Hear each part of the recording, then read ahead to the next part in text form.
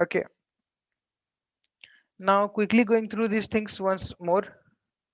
This is a sample ad, and first of all what you see is the ad image.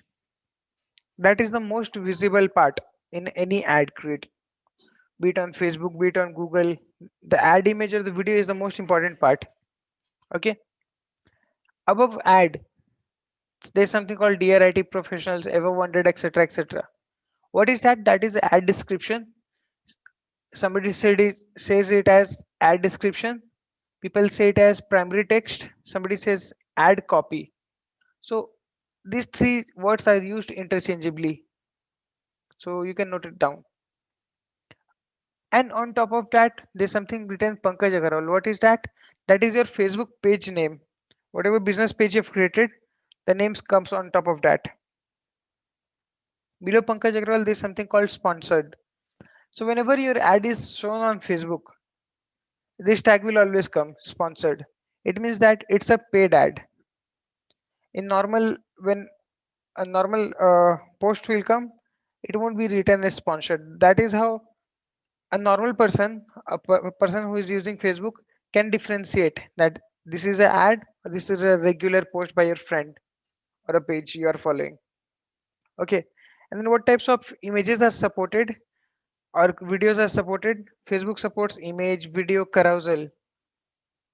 What is carousel? Carousel is like multiple images are coming one after the other. And then there's something called catalog as well. What's catalog? For example, if you're e-commerce site, so you can list multiple products at once. Let's say if you're selling a laptop, you can show four variations of the laptop, front, side, back, and all. Or maybe you can show different models of the laptop. So if you're showing multiple e-commerce products, so then that time you have to use catalog ads. And then below the image, there's something written how I got 3 to 5 high paying job offers. What is that? That is called headline. And even below that, there's something called subheadline. In Facebook, if you'll go to configure that, it will be called description. But actually, we call it subheading, subheadline. But when you are typing it in Facebook, the option will be description. So don't get confused with in this. This is description and the description above the image. And the sign up button. Sometimes it will be sign up. Sometimes it will be learn more. Sometimes it will be contact now.